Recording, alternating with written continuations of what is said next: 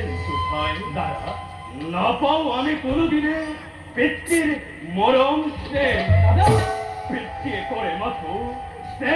বই মাত্রে পুত্র হুকরকে হুকর হুকর হুকর হুকর চক্রান্ত করে পিতাই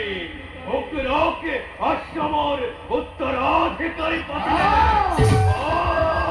চক্রান্ত চক্রান্ত এই হকল মাথো চক্রান্ত মাতৃ কাব্যই হয়েছে এই চক্রান্তর মূল নায়িকা সেদিন ওই কাব্যই প্রবেশিলে এই অষ্টমতে এই দিন ধরে পিতৃর হাতে তিরস্কার হয় জননী আমার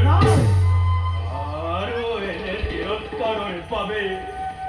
প্রতিদিনে জননীর নয়নতে নিগরে অস্ত্র আরো সহ্য করিব আরো এই তিরস্কার করিব লাগিব আৰু আৰু এই সময়ে হৈছে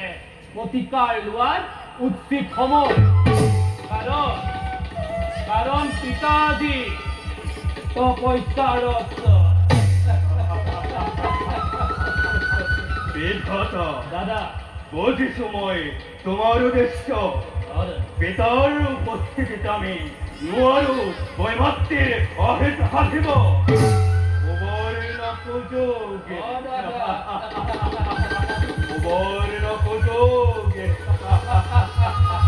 পিতা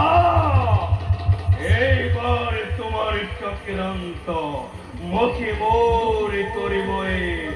খাতাৰ বিধাতায়